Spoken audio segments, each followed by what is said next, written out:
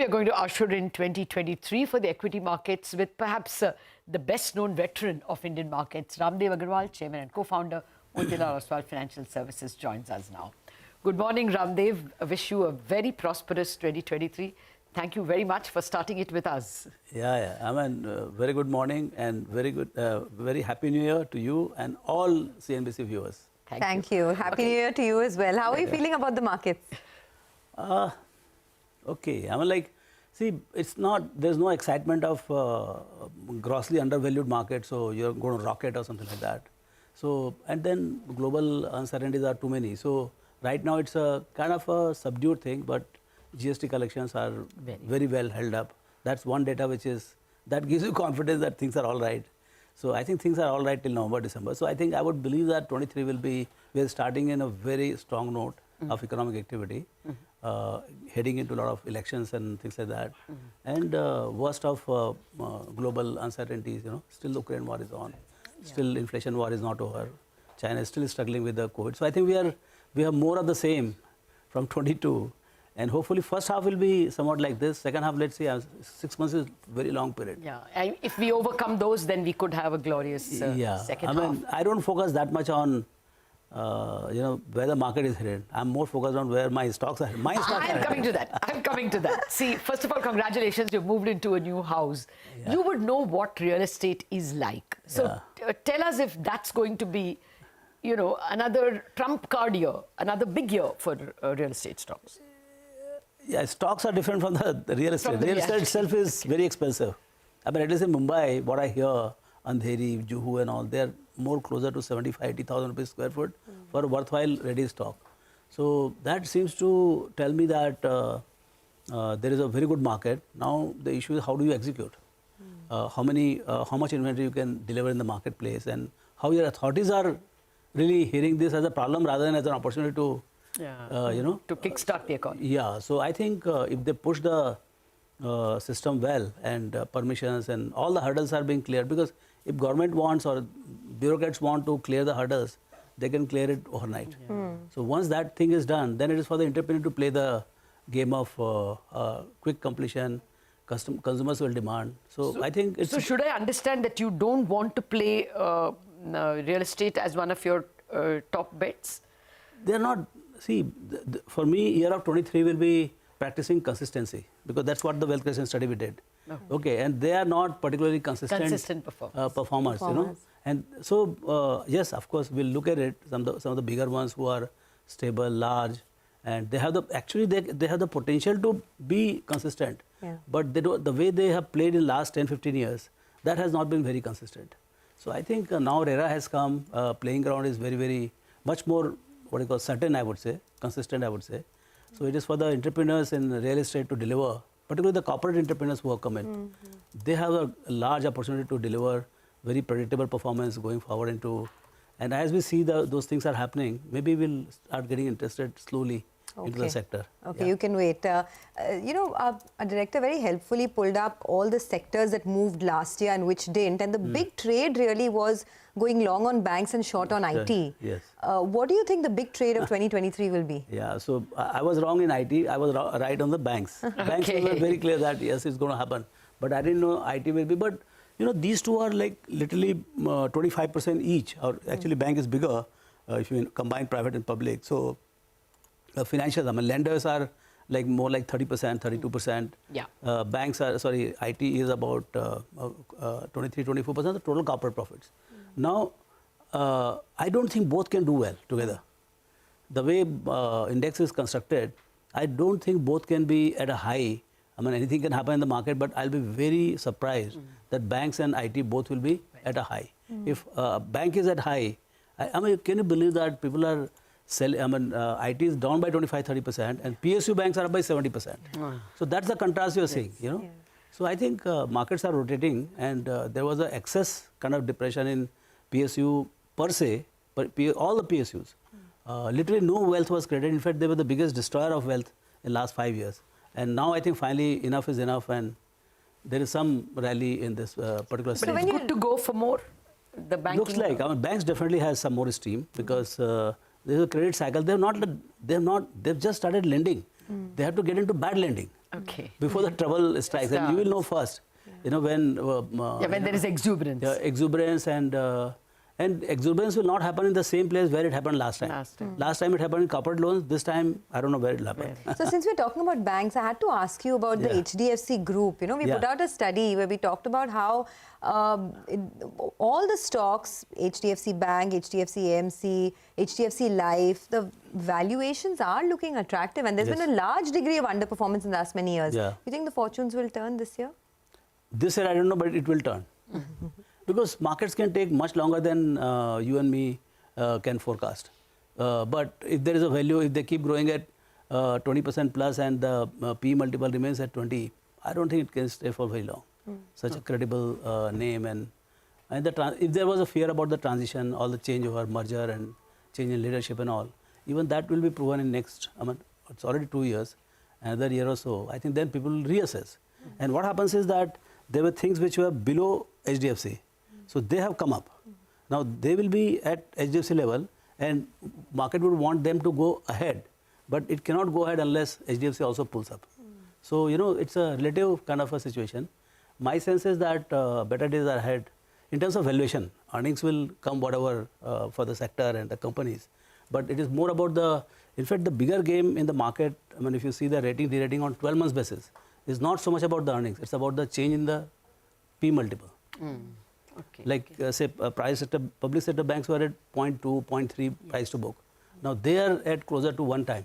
And that's why they are 3x, 2x, 5x. Not because the earnings are that much bigger. You know, there are these pockets which did really well last year, whether it's defense, rail, PSUs in general. Is there merit in adding more to these names?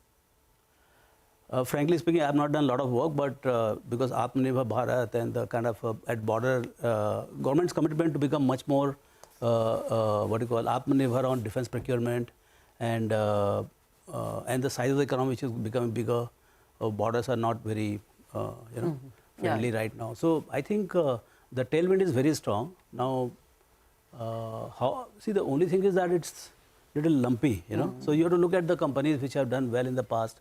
And they are all monopolistic, you know. All of them are monopolistic, which are more asset light, you know. But I think, frankly speaking, that could be a very interesting sector to see. Okay, home improvement as a theme. I mean, you have Astral in your consistent performers list. More like that, maybe essentially Ply. I don't know what you think of as home improvement. Serra. Yeah. See, if Indian economy keeps growing at 6% plus, I mean, like for 23, 24, the prediction is all the pundits who they are talking about 6% plus. If that 6 to 7% it comes, and with that say 5-6% inflation, you are talking about 10, 12, 11% nominal GDP growth rate. And if that is associated with say even 12-13% corporate profit growth, I'm not asking for 15-20%, 12-13%, I think we'll do very well. Okay. No, it's not over 6, sir. The average is lying between 5.5 and 6, but even then your nominal GDP number seems to be the consensus number. I take your point. So nominal, if it comes to about 10 to 12, and we match the corporate profit GDP at 12, because now raw material prices are little lower than last year. So I think there will be little more recovery on the corporate profit side, and hence it should match the earnings. Then give us the alpha. That is your comment for the earnings as a whole. Right? 15% earnings or 13% earnings. Where will the alpha? See, chemicals was once a big season, you know, and the alkyl amines and stocks like that. Would SRF, would all these still be a way to go? Where would you see alpha? Sectors, if you don't want stocks. Sectors. Or even stocks, I mean, whatever you feel, depicts the alpha well. So, no. What happens is that the consistency which they have shown in the past, they will continue. Most of them, they will continue. So don't go too much away from the ones which have performed in last 10-15 years. The problem is that we are too much focused on future. We don't look at the past. And the guys who have performed in the past, they are the guys who are going to perform most likely. I mean, like not 100%, but 70-80%, those are the guys to look at. Now, if say like you said, Astral and all, they have not done well because the polymer prices went through the roof. It could be the time for this die-hard, fast runners, for them to come back. So I would look at them. I mean, the companies which have performed very well, but they are right now literally out of favor. Like entire IT, they have done very well. Yeah. So now, is it the time? Is it after 5-6 months? That I don't know. What about new age tech companies? Is it the time to buy? I mean, Digital companies, yeah, that's Nykaa, Zomato, yeah, Paytm. they start studying them because they will change the track. Last year they said growth at a loss. So they were not ashamed of incurring losses. They were very proud of incurring a lot of losses. Now they are saying we have to get into profitability. Like Baiju said, we want to be in the profit this year itself. So that kind of change. But saying is one thing, doing is yet another. Executing. And actually making profit to the extent of their market cap. Yeah. See, basically they have 10,000, 12,000 crores cash. So of course, first level of valuation is that they are worth that much. Because outside that, they're incurring losses. Yeah. So to justify, say from 10 to say 30, 35,000, 40,000, that is for additional 30,000, they have to show that they can make that much profit. There's a lot of promise. But we bought the promise last year. But now the life has changed. Today you are saying, show me the money and then I'll give the valuation. So would you buy now or would you just wait to see profitability? I would now, having burnt fingers once, I will look for the profits to be visible. Okay. Okay. Finally, I want premiumization. We called Bajaj Auto. We've spoken to people on the channel. Everyone's speaking about premiumization. And two-wheelers? Generally, yeah. Even cars, you know, premiumization seems to be the theme. So would you look at people who cater to the upper class? You know, your favorite, Titan, stocks like that. Is that a theme? Yeah. Or is it staples? What caters to rural masses? Like, say you said Titan. Titan per se is about not premiumization. Not that much about the premiumization. It's more about from unorganized to organized. Now we know the jewelry market. Yes. You go to any city, they're not number one. Titan is not number one in any city. Yeah. They are number 4, 5. There are 4, 5 local jewelers who are number one. So, I mean, in 30, 40 cities also, if they come anywhere close to number one, I think the size will be gigantic. Okay. All right. Thank you very much, Raamdeo, and hope you have a superb 2023 yet again. Yeah.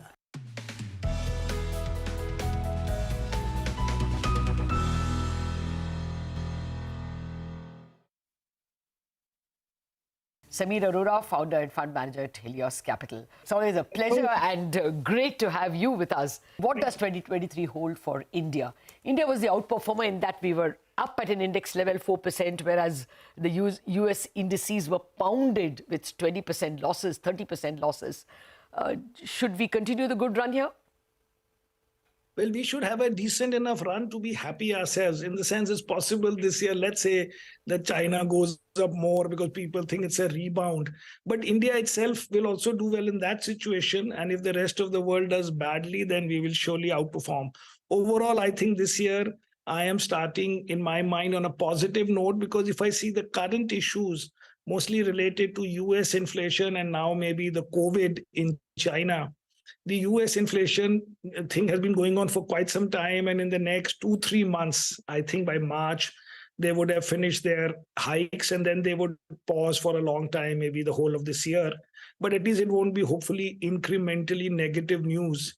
And the China COVID situation, unless it happens to be some variant which is much more scarier than what we have seen, then we have seen this kind of a thing in India and previously in Europe and many other places where it'll run itself out in 2-3 months. And then there'll be massive unleashing of Chinese consumption and travel and all the things that we have seen in other markets. So I think plus minus 2-3 months, both these things would have played themselves out. And therefore, I think this year, at the end of the year, will be higher than today. Samir, what about that India versus China factor? We had a good, year in 2022. China was behind us. Suddenly, that reopened trade, valuations, etc. Are you in that camp that believes that China will outperform us? So China, it's already up some 30% from the bottom in October. And let us say it outperforms, which, sometimes what happens is, let's say you are doing Infosys versus Satyam, and then Satyam has a scam and the stock falls 80%. But then for the next few weeks, normally the Satyam would have outperformed after hitting some 10 rupees from a starting price of 180. It doesn't matter much to a long-term this thing. I don't think in the long term China will outperform. But let us say that there is some possibility that people, because they have put so much money into China in the last 10, 15 years or whatever, they won't easily quit and they'll want to play one more round. So even let them play. I don't think it'll be so much at the cost of India. It'll be that, okay, the overall basket has gone up. That is, say, the emerging market basket or Asian basket or whatever, but mostly the way they call it, emerging market basket. And then India may underperform a little, doesn't matter. Actually, in the longer term, I don't think it will. But, when you fall a lot, the rebound can be, quite sharp. Who knows? Okay. Yeah, but really comparing them to Satyam is taking it. That's dramatize it and explain it to an Indian poor. No. Most interesting. But calling that big nation a scam is historical premiums you are not supposed to see. No, I take your point. Yeah. No, I take your point that, when you're losing after having invested in 1998 or something, that might bite. I take your point completely. So a bit of a rebound is... My point is that people say India is trading at a premium to China and this is a record high. That is not because both these countries were performing and then after some time you realize, the Indian market seems to have massively outperformed. It is because China had specific policy issues, COVID issues, whatever issues, and therefore it fell. So it is one-to-one with that. And not so much that both the markets were naturally performing and then suddenly somebody's betting on mean reversal. Fair enough. Take your point. Now let me come to within India itself. The big bet that everyone had was financials, and they have, obviously fructified. Do we continue to play? That seems to be the consensus. Every brokerage report speaks about financials yet again. We continue to play that bet? We continue to play that bet, and because I saw your previous interview saying is the consensus the way to do it, then I said, what will I answer if she asks me? And the point is, if you look at the tech sector in the US for the last 7, 8, 10 years, every year you knew Google will do well and Amazon will do well, and they continue to do well for 7, 8 years till they didn't. But I think India, the situation is that this is clearly on a relative basis one of the better sectors, not just now, literally forever. Yeah. Broadly talking about the private sector, this thing, Yes. like HDFC Bank, Kotak Bank, even Axis, ICICI broadly have done very well, even in long term. So yeah, that sector will do well. Also, if you say separately that the risk today is that whether the US problems are completely over, whether the EU problems are over, which means the IT sector, which is facing that market or that economies. So I would think a locally oriented sector, which is financial, is better even from that angle. Okay. All right, Samir, but what about HDFC Twins? A couple of those names, Kotak Mahindra Bank. 2022 was a bit of an off year for them. You expect them to get their mojo back in 2020? HDFC was not an off year. Now it was up 11% or something. 7%, yeah, 7 to 8%. 7, 10.5%, whatever, something. But it was in line with the market or a little ahead. Yeah. So actually, at least after 2 years of underperformance, did not underperform the market or mostly anybody's NAV this year. Last year, that. I would think HD. So one more thing is that when we say that the world is overweight and it's a consensus bet, the financial sector itself, that is excluding for the foreigners HDFC Bank, which is still zero in the index, and which is now maybe 5% of the market in absolute. If you do say 100 odd billion by whatever 2.5, 3 trillion market cap. So that 5% underweight is what makes the people feel that they're overweight. In reality, they may not be that much overweight if HDFC Bank had its rightful share in the index. Okay. We are going to bet on that. We have the 3 banks, HDFC, ICICI, State Bank in nearly same number. And we also have over the last 4-5 months, because we sold off IT in August or so, we have Axis Bank also now. So we have 4 banks and there are only 4 or 5 banks. I just had one follow-up to the point you were making earlier, where you said you've sold off on IT and you're holding on to some banks. But, I don't remember the last time when you had an opportunity to buy some of these large cap IT names 30-40% cheaper, right? Don't you think that at least you should start nibbling into these names, or are you still very cautious? Nibbling we might do. The point is, right now we have zero.